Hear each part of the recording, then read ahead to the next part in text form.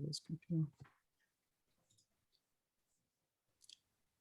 All right, welcome back to the Great Fiction Podcast. I am your host, PraxBen. Today, I have my friend Hugo co-hosting with me, and we have special guest Michael Jones, aka Inspiring Philosophy. Today, we're going to be talking about the influence that Christianity has had on the Western world and Western civilization. The entire statist edifice can be brought down if only the work of the intellectuals is countered by the work of anti-intellectual intellectuals, as I like to call them.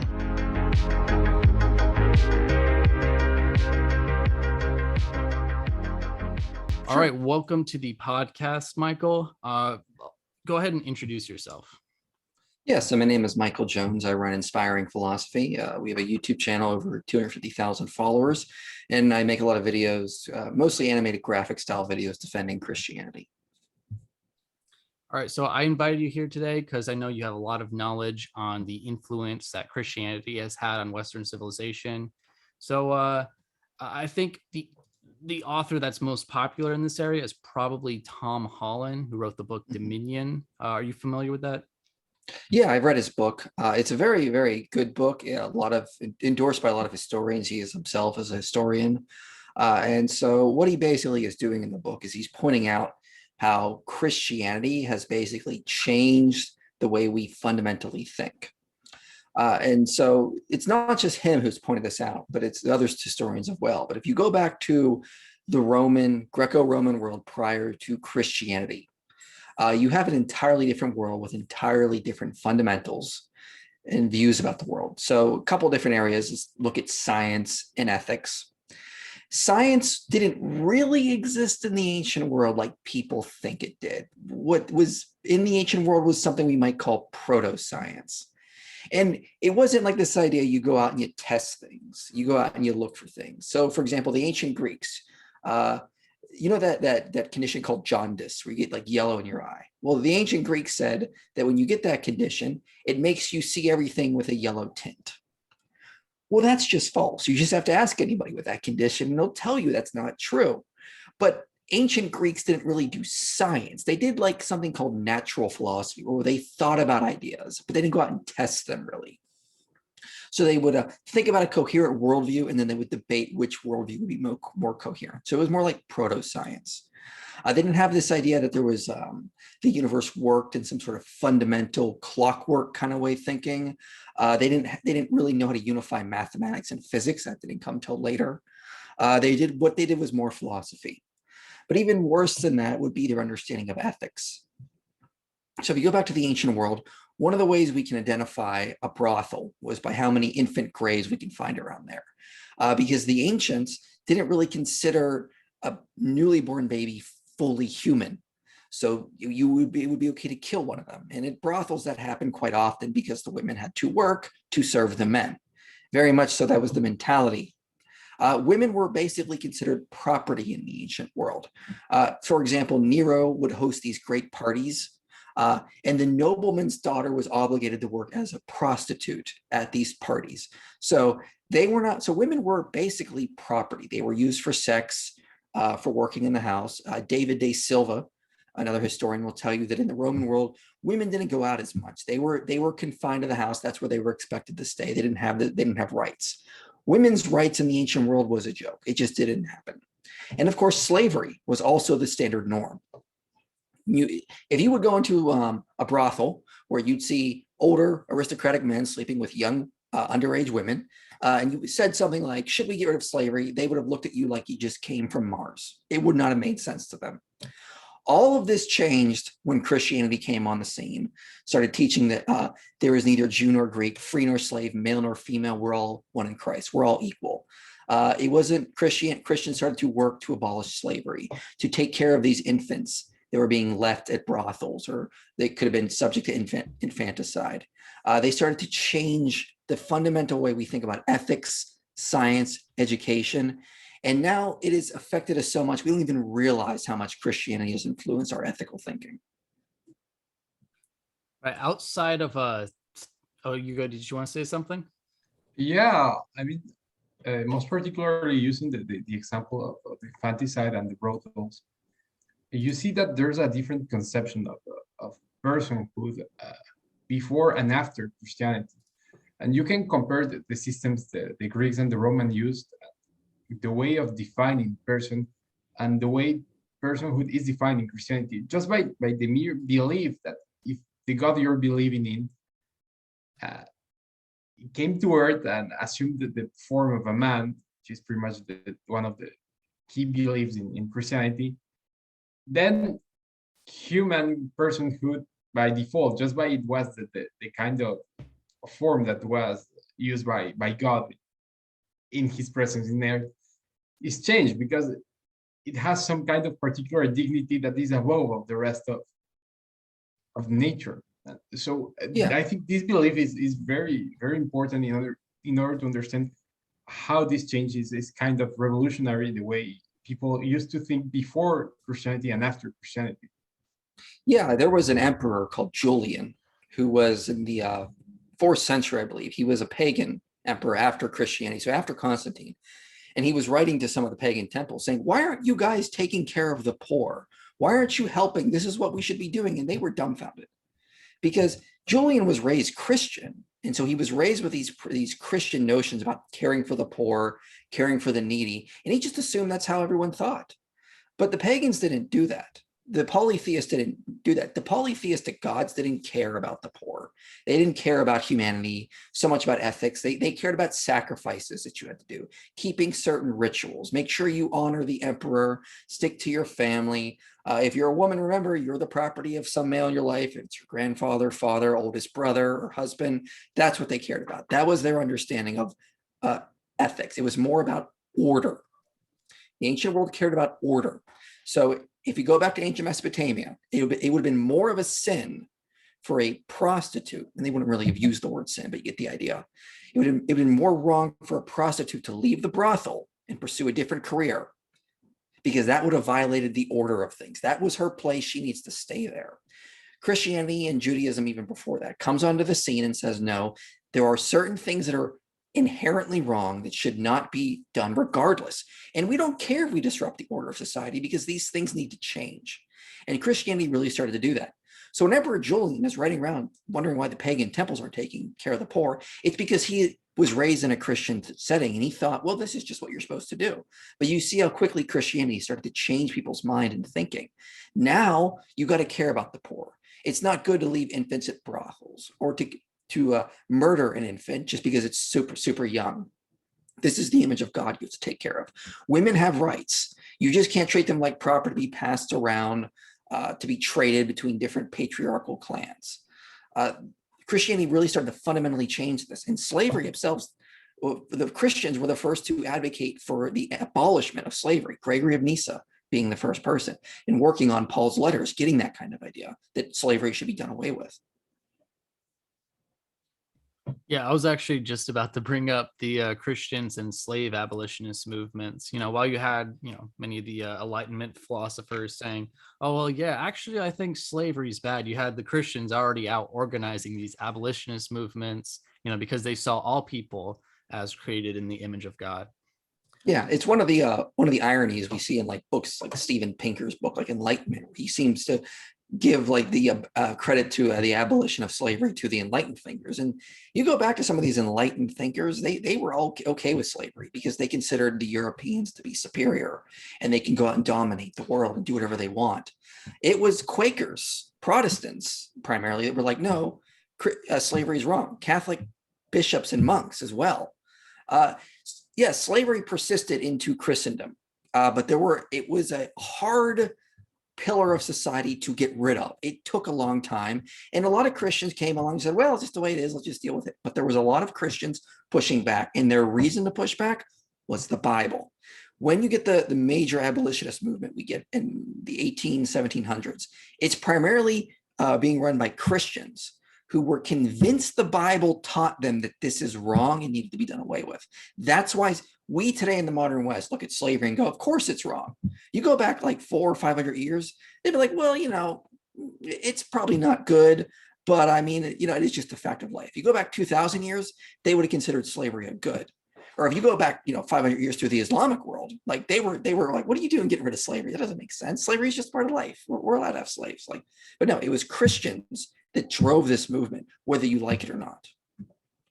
Yeah, well, in that sense, I was particularly thinking of Tom Wood's book, how the Catholic Church built Western civilization, and there's a section in the book in which he explains the influence of Christianity in culture, and you see the early Christians already had these concepts of universalism, of course, by the idea that man is created in the image of God. So every man, no matter their difference, are all participations of the same divine.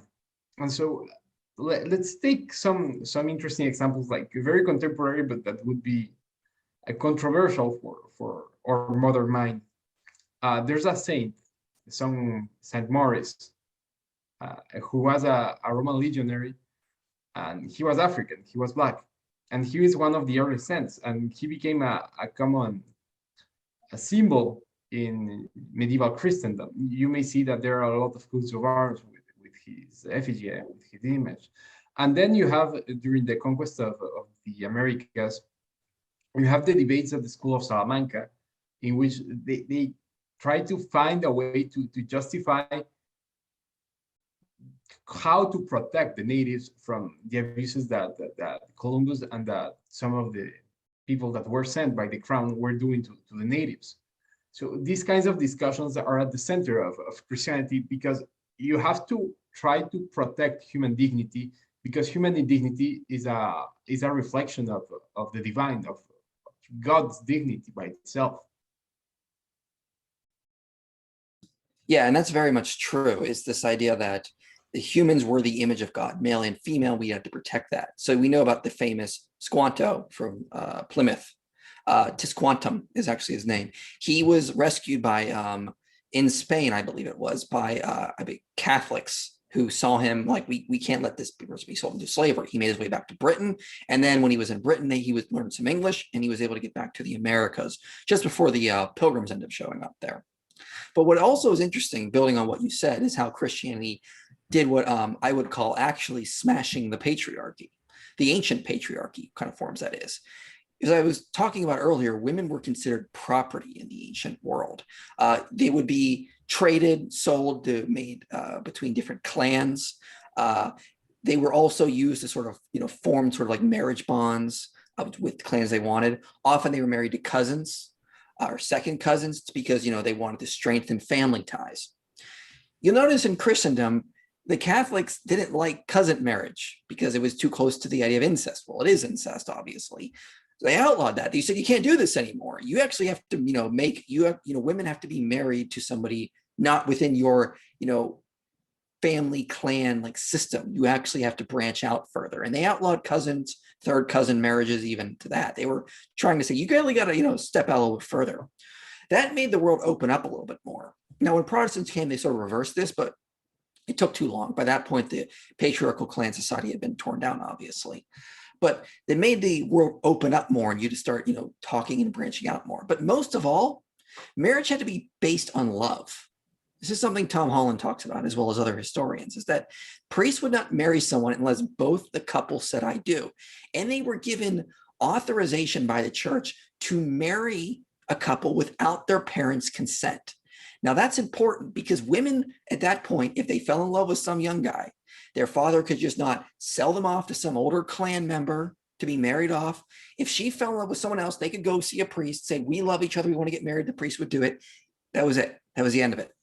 They started to fight this idea. So Tom Holland says this: the church, by pledging itself to the conviction and putting it into law, was treading on the toes of patriarchs everywhere.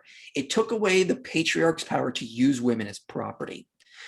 A lot of feminists today may complain about, oh, monogamy, it's so patriarchal. You don't know the history. In the ancient world, women were, commodity used for sex. Well, Christianity gets rid of that. Women have dignity. You just can't be, using them for sex at your parties. Then it's like, okay, but they have rights. You just can't sell them off to make them marry whoever you want, to make some sort of agreement with another clan or another family. If she wants to get married to this guy who she loves, who's poor and not going to help your family, so be it. That's what we're going to do. We're the church. You can't stop us. So there was very much this idea they were smashing the patriarchy, giving women rights. Because remember, as Paul said, there's neither Jew nor Greek, male nor female. You're all one in Christ. And going back all the way to Genesis 1, women are also the image of God. They have dignity. We have to respect that. So the church was laying seeds to sort of change the world away from this ancient patriarchal structure. Now, you could argue that maybe it's still patriarchal. Maybe it's still oppressive to women. I mean, maybe there's an argument there, but it's 10 times better. And who do we have to thank for it? Christianity starting to smash some of these ancient patriarchal structures, institutions in society. I don't know how much you know about Christianity as it relates to economics and the advancements of economic systems like capitalism. Is that something you're familiar with? Yes, I do know some about that. Let's talk about some of that. I have some studies here I have saved for that. So that's for I one want to thing, talk about it too. Yeah, so for one thing, it doesn't really seem at the beginning of Christianity's role, they were really big on capitalism. So the Catholic Church made usury a sin. The idea that you cannot loan money with interest. You just couldn't do that. So like, the Medici banks in the Catholic Middle Ages, they were not loaning with interest because that was a sin. It wasn't until Protestant got on and, John Calvin being one of them that said, this isn't a sin. This is nowhere in the Bible. You can loan with money. So that really started to help advance the economic forum forward. It really started to help grow the economy in ways because we know that with that, banks could now start to create more wealth that just simply wasn't there. And there's a whole history there on how banks started to do that kind of thing. So that did sort of free up a lot of things. And it was Protestantism that immediately pushed that forward. Another thing which is interesting is that when Protestants sort of came to rise, it started to push a lot of democratic values. It started to push a lot of the idea that, we don't need priests to tell us how to live. Everyone should be able to read the Bible. So we need to print as much material as possible. There was a scholar named Robert Woodbury who wrote a paper called The Missionary Roots of Liberal Democracy and noted that Protestants were heavily influenced things like voluntary organizations, creating newspapers, mass printing, mass education, religious liberties, these kinds of things. It was very much influential by this. And he also didn't just write a paper on this. He ran an actual model on this. So he ran an actual social scientific model showing that Christianity strongly influenced the rise of these liberal democratic values that were spread throughout. Roland to Salem did something very similar. Same kind of thing, found that Christianity is positively associated with voice and accountability, citizen empowerment, political stability, these kinds of things. And that, as we know, when there's more liberal democracy, when there's more of these things, it actually creates more economic wealth over time. Well, given that we're talking about order and about systems and how Christianity was influential in those and how that has some particular economic consequences, we may also talk about how the church preserved some of the ancient Roman law and how that came to be the basis for trade and for contracts and for a lot of the way medieval society was organized, and then how modern society was organized as derived from medieval systems. Well, the most important concept is that of Roman law. The Roman law was it was lost for a large part of the Middle Ages, but it was preserved and was rediscovered by Christian monks in their monasteries. And they reintroduced the study of Roman law through the universities they were founding. The first university in the world, Bologna in Italy, was founded by Catholic monks. And it was one of the first universities to offer studies in Roman law as well as in canon law. And so you see that through the rediscovery of Roman law, you have a lot of developments in the way society is organized, because you have a presence on how to deal with contracts, on how to solve disputes, on how to apply state power for the common good. The idea of prosperity of the community as the common good goes back to that day. Well, then you have other examples. You see that there's a lot of development in productive organizations. In Christendom during that time, you have the guild system, which could be some kind of proto-factory system. you have arbitration, you have courts, you have justice, you have a lot of systems of private tariffs and of way. I mean, Mhm. the way the rediscovery of Roman law by the monks was, I think, even more influential than some of their later developments, in my opinion. There's actually an interesting irony to that, because you see this sort of offspring of rationalism happening around the 1000s, 1100s, and they're discovering this Roman law and they're trying to implement it. Well, they also tried to implement more torture. So this is actually when we see torture start to come back in the Middle Ages, and they say, "Oh, look at those primitive Christians doing this type of thing." Well, historians like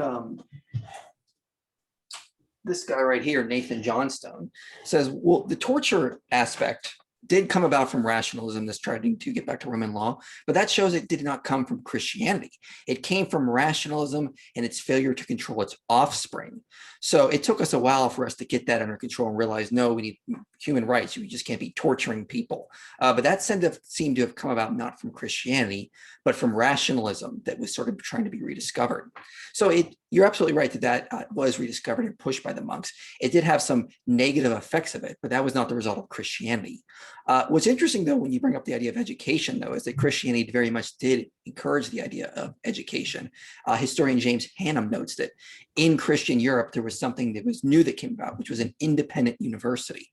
Self-governing academic institution is the term he uses. And prior to this, universities were sort of like under the control of like one scholar or a king or a nobleman who would control everything. Well, no, not so much. The church was controlling a lot of these universities in the Middle Ages, and they became self-governing academic institutions that allowed people to explore new ideas, study new things without being told what to do. And so James Hannam estimates that prior to the Reformation, as high as 750,000 people had some form of education in Europe at this point, which is unheard of for its time, to have that much education going around. So it very much did encourage this idea of education in economics, education in its science, physics, these kinds of things. And that was very much encouraged by the church because they saw these things as good. It's, of course, good to have economic growth. It's, of course, good to grow these types of things. They did encourage new technologies to come about, things like water-powered clocks, the invention of glasses, new plowing techniques.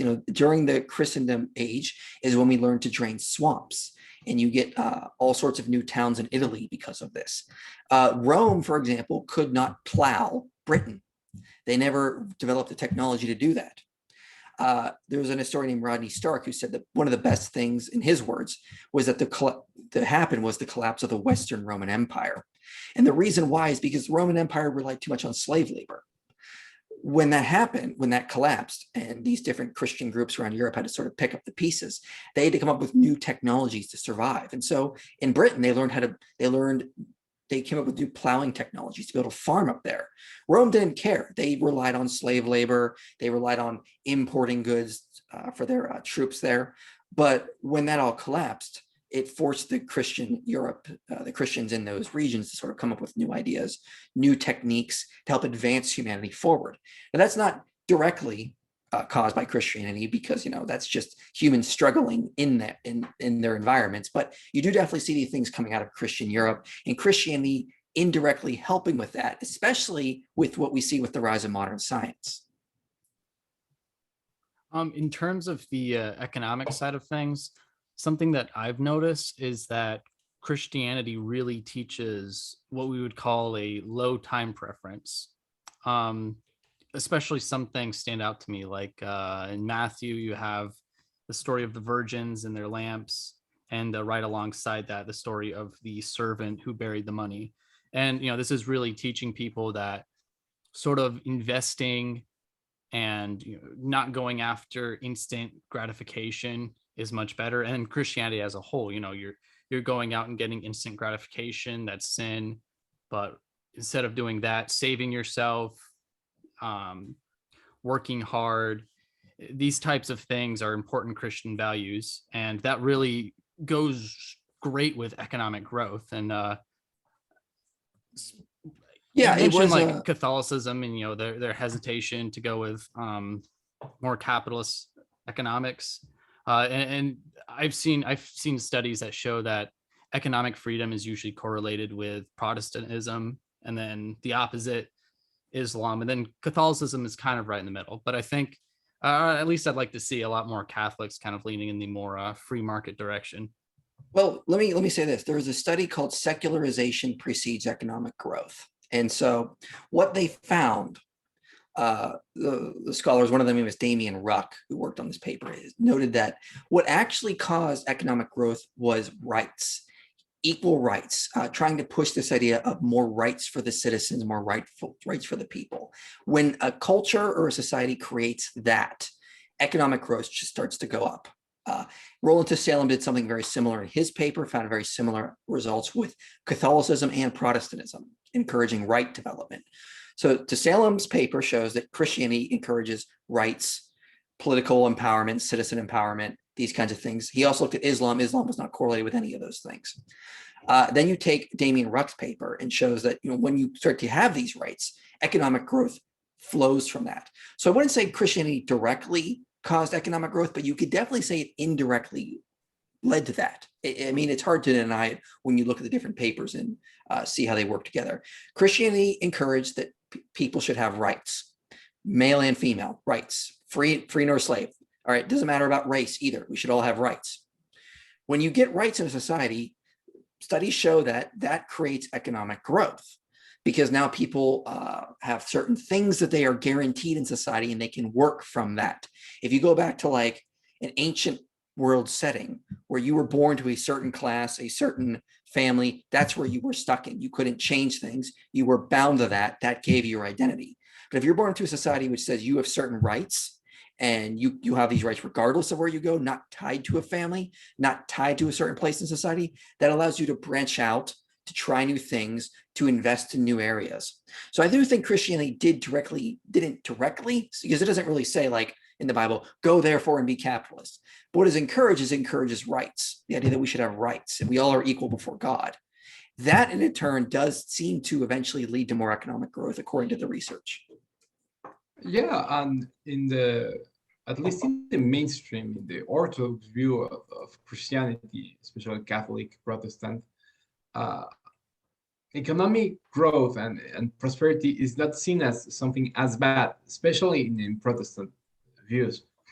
However, there are certain Christian heresies that promoted a metaphysical view that opposed the material world and material prosperity with spiritual growth and with spiritual knowledge. There's this conservative philosopher called Eric Vogelin, and he has his thesis about this particular heresy of Christianity, Gnosticism, to be the basis of all totalitarian ideologies. And so you see that in some sense, there's a clear influence on how Christianity made the world more prosperous, more wealthy. But on the other hand, how some variations of the Christian beliefs are the basis for all of the ideologies, current ideologies that are against prosperity, that are against material wealth. Yeah, so building on what you were saying, you're talking about the early Gnostic various groups we label as Gnostic, and they were very much these early Christian heretical groups that rejected the idea the material world was good. The idea was to escape it and get to the spiritual world, very Platonic, Neoplatonic in its thinking, that kind of idea. Well, Christians were building on Paul, and Paul said, well, resurrection. The eschaton will not be escaping this world, it will be coming back to live in this world as it truly is. And so, we got to make sure this is where our home is to be live.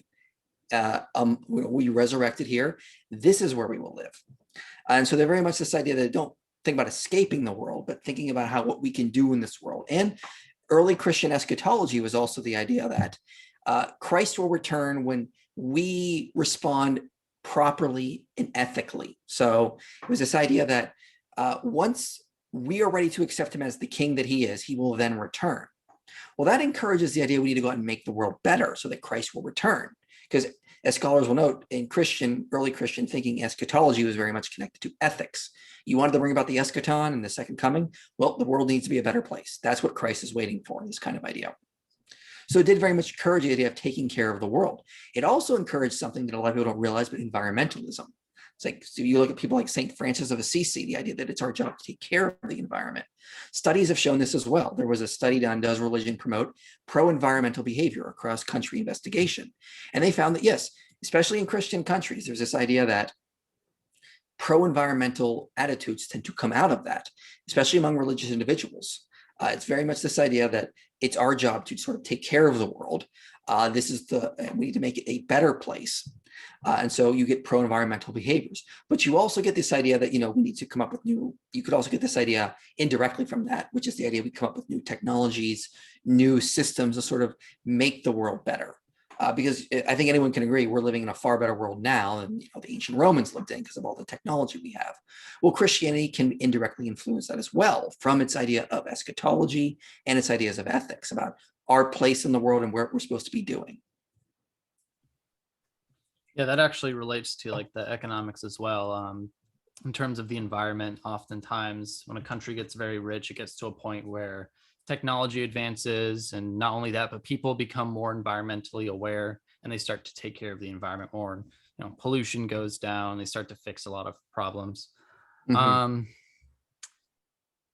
Where to go to next? Well, we could talk about science. We've not talked about how Christianity has influenced science. Yeah. So I mentioned this sort of in the beginning. There was this idea the ancients didn't really do science; they did proto-science.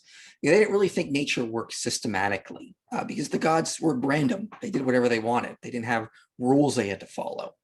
Ancient China had far more technology than the Western world did at the time, but they didn't have science.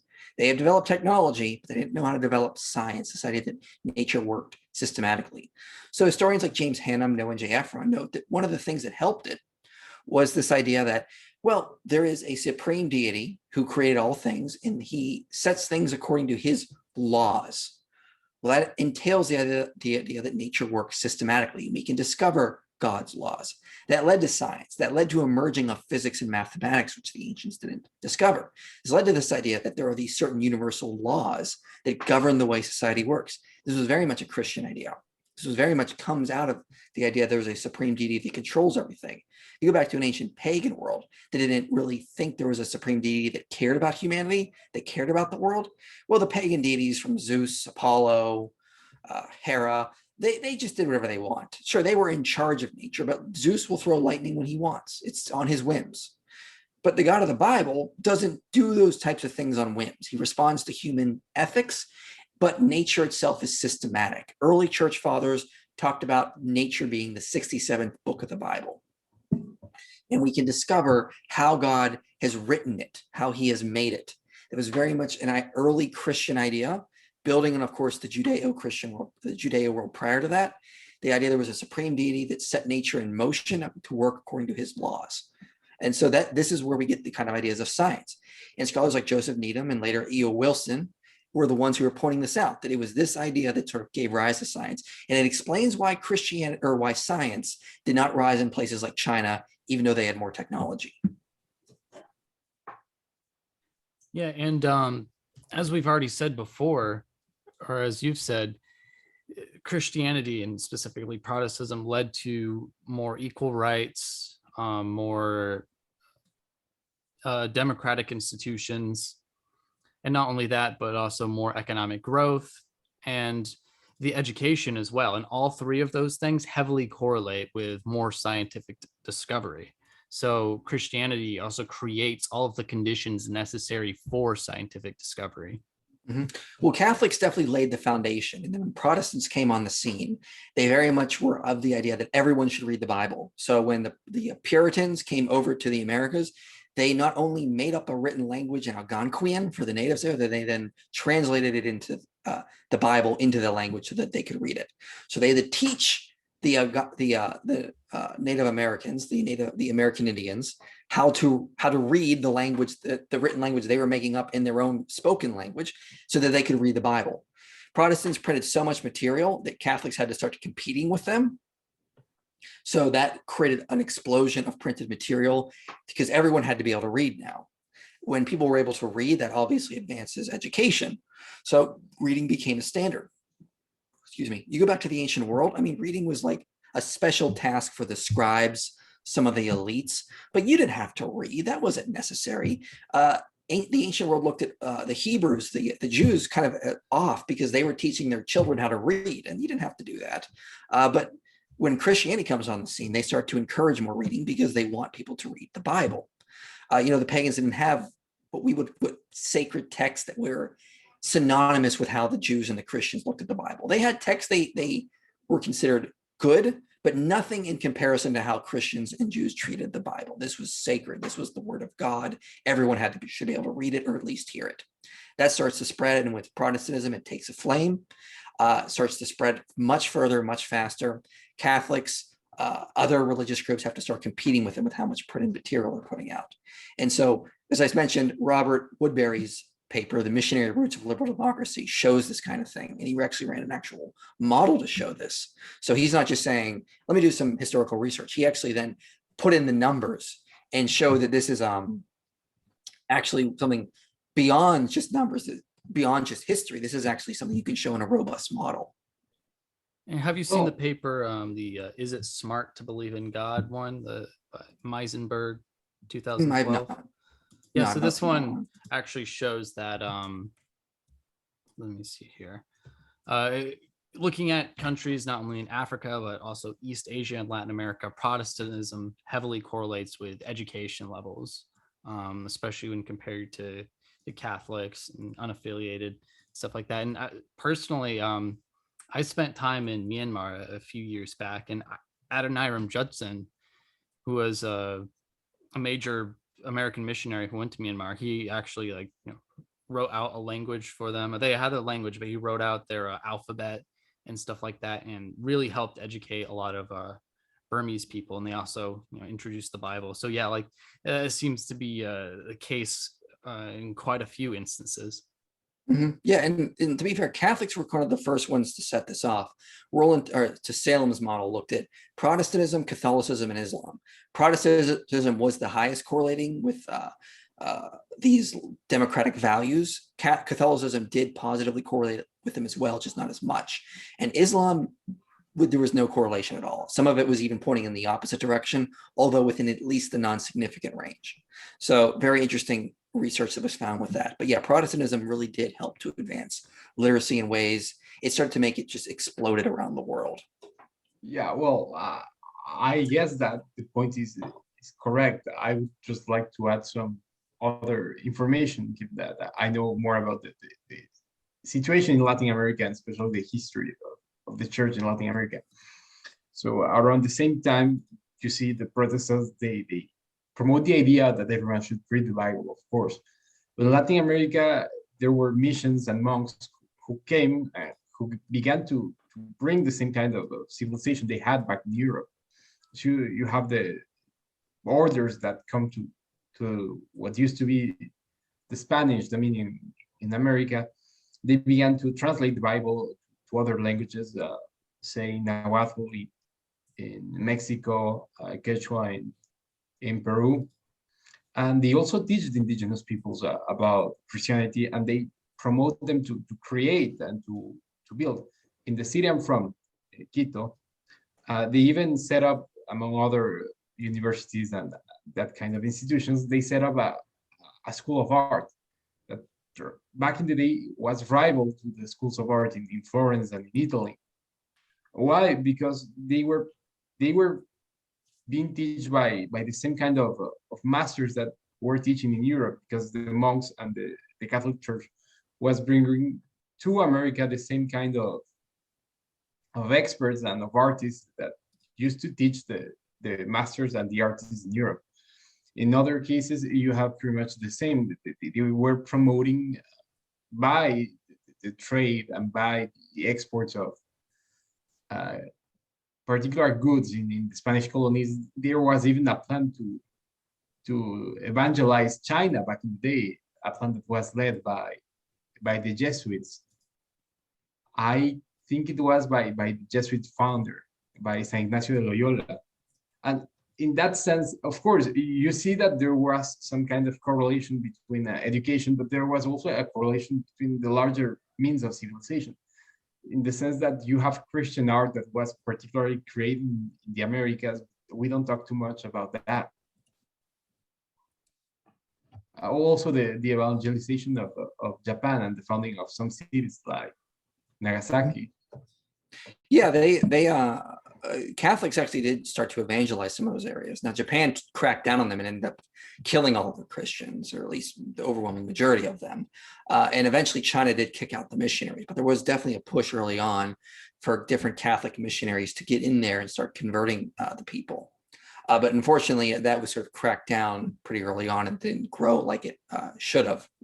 But yes, as Christianity did advance, there was definitely this idea that came with it, the idea that we should be educated, that we should have rights, that women should also have rights. Although it may not have been as most pronounced as we would have liked. It was a slow process, but these things did start to come out very slowly, but surely. Ever since Christianity came onto the scene and started to spread, it started to overturn a lot of these things. And this is one of Tom Holland's points in his book, is that you may attack Christianity because you think it's old, you think it's patriarchal, you think it's like hindering rights, but you're attacking them. You're attacking these institutions from foundations you got from Christianity. Where did you get the idea you think all should have equal rights? You got it from Christianity. Where'd you get the idea of women's rights? You got it from Christianity. Where'd you get the idea that love should be guiding us? You got that from Christianity. That was not what the ancient pagans were teaching. You're getting a lot of these foundations to attack institutions, Christian institutions, from Christianity itself. So what's very interesting is that it's just one of those really big ironies of history, is that they say Christianity is patriarchal, it's holding us back. We're where we're at today because of Christianity, whether you like it or not. And this is just what the history shows. Outside of Tom Holland, are there any other notable authors? I know you've mentioned a few, but any more you want to talk about more in depth? So God's Philosophers by James Hannam is really good. Galileo Goes to Jail and Other Myths by, that's edited by Ronald Numbers, but it's actually a lot of different historians that have sort of written one chapter for each of there. And they cover a lot of things like, did humans, or did Christians prohibit dissection? Did Christians hold back science or teach the earth is flat? And they kind of come to it with a resounding no. Another good book is by Seb Falk called The Light Ages, sort of playing on the term the Dark Ages. So his book is The Light Ages, The Surprising Story of Medieval Science. That's also a pretty good book. Those would be good places to start on these types of things. Trying to think if I can think of anything else off the top of my head. I'd highly recommend you check out The Missionary Roots of Liberal Democracy by Robert Woodbury. That's a really good paper, as well as The Role of Protestantism in Democratic Consolidation Among Transitional States by Roland to Salem. Another really good book I would highly encourage people, paper that I would encourage people to read on this issue. Yeah, actually, the second one, that reminds me, the second one is something I wanted to ask you about, the Galileo and the relation to Christianity. That's something I don't really know about. I haven't really gotten the chance to read into that. So what's the story there? What's the myth? So the myth is that Galileo was sort of persecuted by the Catholic Church for doing science. This is absolutely false. He was never put on trial for doing science. Galileo was a rock star, a cocky rock star of the medieval world, really kind of full of himself, always trying to sort of advance himself. And for the most part, they were pretty happy with him. They disagreed with some things. He was a staunch advocate of Copernicism, the idea that the planets went around the sun. So at one point, he decided to publish a book in which the Pope was allowing him to write. The Pope said, write a book on Copernicism and write, be fair. Right, sort of like, give the good arguments for Copernicism, give arguments against it. I want you to be fair. Well, Galileo was cocky. He wasn't going to do that. He wrote a book basically calling the one who was arguing against Copernicism the fool, putting really dumb arguments in his mouth, and even putting some of the arguments the Pope had made in the mouth of the fool. That's a no-no. This was all, published stuff too, so people knew what he was doing. So he got brought in And what he was basically put on trial for was not teaching science, but teaching Copernicism as if it was already a proven fact. And in the day and age, it definitely was not. People need to realize at the time, all the science was on the church's side. Okay, it was not on Galileo's side. Copernicism was never became a standard model because it violates everything we know about Greek physics. The planets, Copernicus posited that the planets went around the sun in perfect circles. Okay, that's just false. Okay, it took the work of Kepler and Newton for us to realize that they go around the sun in elliptical patterns. And when that happened, the church just accepted it because the science supported that model. It never supported the Copernican model. It violated everything we knew about Greek physics. But Galileo was teaching it as if it was a proven fact. He was also insulting the Pope, getting himself in political trouble with this. And so, he got himself where he was because of his own cocky behavior. And of course, he was wrong. I mean, Copernicism is just not true. It never has been. The only thing it gets right is that the planets go around the sun. But it gets a lot of things about physics wrong. Galileo said some things that are just blatantly false. Like he said that comets are sublunar. Now that means that every comet is somehow basically it means it's sort of lower than the moon. It's in this realm we call the sublunar realm. And he said all comets are sublunar. Well, that was proven false in his day, and he still clung to that idea. He also taught some weird idea that the rotation somehow controlled the tides, and he said some ridiculous things like everyone knows that the tides happen at the same time every day. Okay, no, they don't. That's just false. They change, and they change with the courses of the moon. Well, he thought that was crazy. He thought it was magic to think the moon somehow controlled the tides. So he was a great scientist for sure, but he was also cocky, refusing to change on things, trying to advance himself. And eventually he got himself into political trouble. That's when he was put on trial, convicted, went through the standard processes, and they put him in his golden cage. He was never tortured. He was never kept in some sort of prison waiting for his trial. He was basically kept in an apartment where he had his own cook and a servant. Like, it wasn't like he was being tortured through all this. And when he was convicted and he confessed to his wrong, they put him in his mansion where he lived out the rest of his days. He was still allowed to publish works. But yeah, the truth behind Galileo is much more complicated than what this simplistic idea that he was sort of persecuted for practicing science. That just didn't happen. It's much more complicated, and the actual history is much more interesting.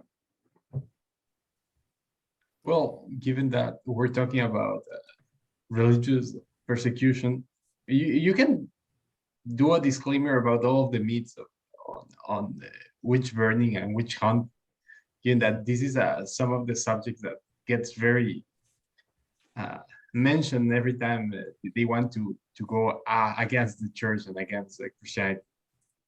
Yeah, the whole idea of witch burning. So this book covers a whole chapter on the whole witch hunt thing. Been blown away at our proportion.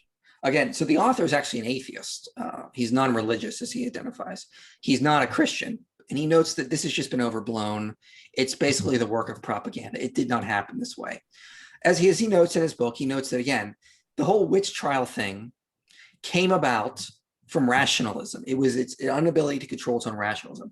If you go back prior to like the year 1000, there was not a lot of witch trials. In fact, early documents from that time, like Lombard laws, for example, just say witches don't exist. Someone's claiming to be a witch, that's impossible. They don't exist. Move on with your life. So they weren't really putting a lot of witches on trial because they were just dismissing it. There's like they're not in God's universe. End of story. Rationalism comes onto the scene, and they want to rediscover. They start bringing back torture back. They start bringing back witch trials, and of course, there weren't a lot of witches that were actually put on trial and burned. It's very low in terms of numbers here. Very low. And the Inquisition, the Spanish and the Roman Inquisition were very skeptical. You had to really convince them. You had to have a number of testimonies. It had to go through all the different checks, lists. The person had to confess not while they were being tortured, this kind of thing. And so this idea that there was rampant witch trials happening, no. I mean, there were witch trials, yeah, but we're talking very, very few. And it definitely was not a result of Christianity. Actually reminds me of a book. It's by an economist, which I actually want to bring on the podcast sometime. His name is Peter Leeson. I have one of his books, but I don't have this one. But I've heard him talk about it on podcasts. It's called An Economic Tour of the Weird, and he goes over things like the witch trials and torturing and stuff like that. And he actually makes an interesting argument that many of them actually made sense in a weird way.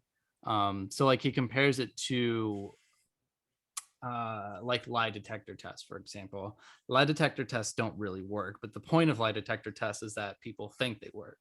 And so they would have these weird methods like saying, okay, you're going to put your hand in this boiling water, and if it burns your hand, that means you're guilty. And, they have the priest doing it. And so they're saying, if your hand isn't burned, that means it's an act of God and you're innocent. And the priest would perform certain actions to kind of trick people and make them think it was boiling water, but it really wasn't. And he talks about the witch trials and lots of other stuff like that, and how the witch trials were completely overblown. There wasn't a bunch of witch burnings. He talks What's about the name of that book? An Economic Tour of the Weird by Peter Leeson. Okay, that sounds good. I want to read that. Yeah, it's really fun from what I have seen of it. And Peter Leeson is awesome. He's really funny. He's a great economist, great writer. I have one of his books that he wrote about like the history of anarchism. Yeah. So Nathan Johnstone says this in his book. He says, no orgy of witch burning occurred. Rather, the Inquisitions maintained an unusually cautious, even skeptical attitude to the evidence of witchcraft. And they regularly acted as one of the most effective forces for the limitation of witch hunting in the areas which they had influence. So he goes on to say, not only were they very cautious and skeptical of witches, they probably helped reduce the amount of witch hunting that could have gone on because of their control. Right. Now I've got a fun little thing that you might be familiar with to show you here. Let's see if that comes up. Eric, can you see that? Oh yes, this old myth. This funny little silly goofy graph. I'd love to hear you talk about this a little bit. I'm sure you love this graph very much.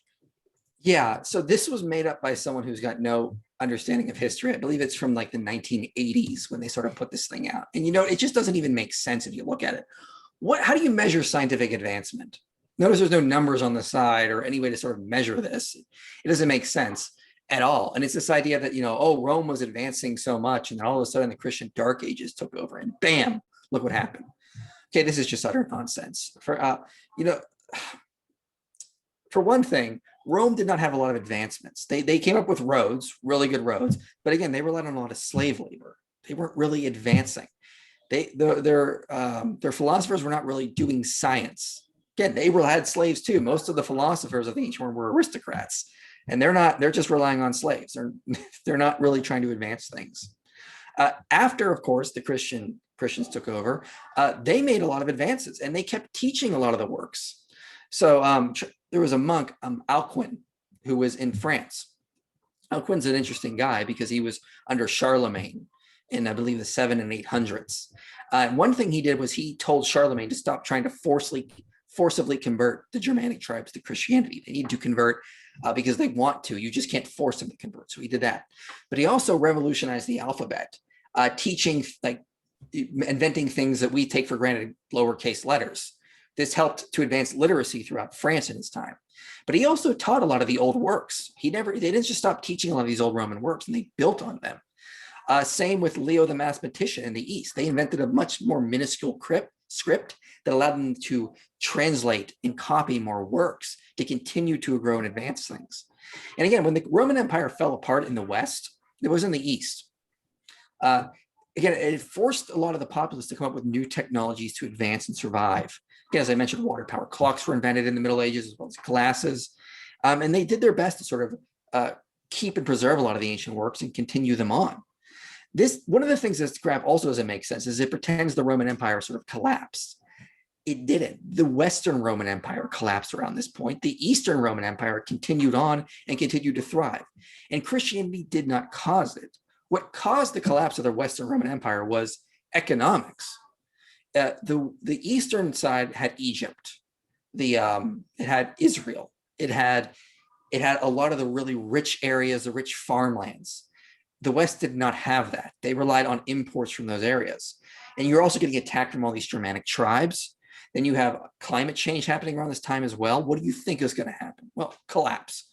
And of course, the Eastern Roman Empire survived on for much longer, much, much longer. And it took up until about the 1400s for it to finally dissolve under the Islamic conquest.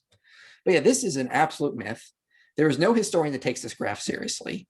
Everyone knows a lot of the advancements started to happen when you see the black in there actually start to go up, because that's when you start to get, shortly after this, you get Alcuin, you get Leo the mathematician, you get all sorts of new advances in plowing technology, draining swamps, wind powered technology as well. So this idea that Christianity sort of collapsed, the sort of great stuff that we got from Rome, it's just utter nonsense. Yeah, it still kind of shocks me when I see that posted, like unironically. It's like there's no measurement. Like, what's the methodology for this? How does this work? Anytime I see it, I will on Twitter, I'll tag an historian I know. Like there's a guy I know named Tim O'Neill who runs a website called History for Atheists. He's an atheist, but he hates that graph. Every time he sees it, he just explodes on Twitter. He just will go after whoever posted it in just phenomenal ways. It's fun watching or reading his threads, him tearing up people posting that nonsense. All right, we already talked about most of the stuff that was influential in Christianity right now, but why do you think there's so much a sentiment of rejection of that Christian influence? Why do you think in our current day people try to actively reject the influence of Christianity on civilization and on society? The reason has to do with the 1900s. For one thing, in this period in America and in Britain, there was a lot of anti-Catholic propaganda. They were very mad at the Catholics, so they put a lot of propaganda attacking the Catholics. Atheists then picked up on this propaganda that the Protestants had put out, and they expanded it, saying, well, this is just representative of all Christianity. In the 1900s, the Draper-White thesis came out. So Draper and White were two humanists. They put out a book called The Conflict Between Religion and Science, where they just made up this whole history that was just total fabrication, pretending that religion has always been at war with science and progress and technology. Utterly wrong, rejected by historians today across the board. But they had a great marketing campaign because people today still believe that work is right. I was reading a book by Francis Collins. Okay, Francis Collins is a Christian, is a world-renowned scientist. He cited that book in his book, and I was like, "You gotta be kidding me! You're citing Draper and White's book? But that's how good of a marketing campaign they had. They got this thesis out, and everyone just sort of accepted it as dogma, and it still resonates through society to this day because other intellectuals picked it up, pushed it. Nietzsche kind of pushed it in some ways, as well as Foucault and Sartre in some ways also sort of pushed this idea that religion holds us back. And you see this stuff coming up now with the new atheists like Dawkins and Harris and Hitchens. Hitchens was very charismatic and had quite a following, and he pushed out a lot of this nonsense. Like his book, God Is Not Great, just pushes absolute lies. Like he attributes in his book Martin Luther King Jr.'s resonating ideas to humanism, even though Martin Luther King Jr. was a Christian. And he contributes Stalin's atrocities to religion, even though Stalin was an atheist. It's like, what are you doing? But people ate that crap up, and they still eat that crap up because it tells a fun story. It tells a story there's the reason why society is not perfect is not because humans have a constrained nature. It's because there's some boogeyman in society. And who's that boogeyman? Well, it's obvious. It's religion. It holds us back. It tells us how to think, what to do. That's what we need to get rid of. And I could go on for a while with this, but I think it ties into some Marxist ideas, but some more earlier progressive ideas about how this idea that the reason why we're not living in a utopia, things like that Rousseau and Godwin put out, which is that there are certain institutions in society that hold us back and corrupt us. Religion was attacked. It was one of those institutions that was deemed this idea that is sort of holding us back and corrupting us. This came out of the Enlightenment, and that still resonates through society today. So people still pick up on it and use this idea, even though it's just utterly false. I study Soviet history quite a bit, so the whole Stalin blaming Stalin on Christianity really makes me laugh. A lot of victims of Stalin were Christians. I would say disproportionately. Of course, like at certain points, he also was extremely anti-Semitic and targeted Jews as well. But like the Holodomor, a lot of those people were Christians, and he was targeting them largely because of the Ukrainian nationalist beliefs and like them rejecting his authoritarianism and the authoritarianism of the Soviet Union. Nathan Johnson has a whole chapter in his book on this and talks about how the Soviet Union created something called the League of Militant Atheists to go around and just get rid of religion. They resorted to executions, they put out publications, trying everything. They put out museums. They were just filled with propaganda showing how harmful and detrimental religion has been. And there's this old, very left progressive idea, extreme, not, I wouldn't say it's moderate, but it's like extreme, that the reason why society is being held back is because there's corrupt institutions, and we need to get rid of those corrupt institutions, and humanity will be unconstrained by them and we'll be able to advance into a utopia. Religion has always been used as one of those things holding us back in this ideology. So they've attacked it quite frequently, and it still resonates. These ideas that you go back to Rousseau, who said man is born free but everywhere in chains. Well, religion was one of those things. Voltaire as well, another guy was saying the kind of things. Put out these kind of ideas, and they're just utterly crap. They're just utterly false. It's not, if you look at the history, if you look at the science, Christian religiosity is vital for a thriving society. It's gotten us to where we are, and it's still very, very much needed, despite what people say. All right, so it's been about an hour now, which is about where I was aiming. So it was absolutely great having you on here and sharing all of your knowledge. I will link all of your social medias in the description.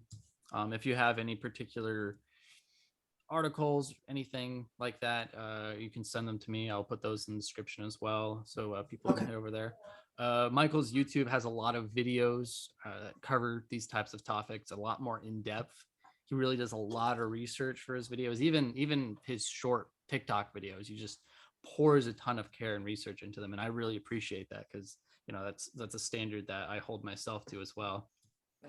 Thank you for Hugo coming and co-hosting for me, since Thomas still isn't showing up on his own podcast since the first episode. Well, I help whenever I can. He'll be back eventually. If not, I'll just take him off of the I'll take him off of the cover. All right, yeah, it was great talking to you, Michael. You have any closing words you want to say? No, you can just follow me on YouTube, Inspiring Philosophy, as well as on TikTok, Twitter, Facebook. I post a lot of things defending Christianity, the Bible, these kinds of things. But yeah, follow me there for more.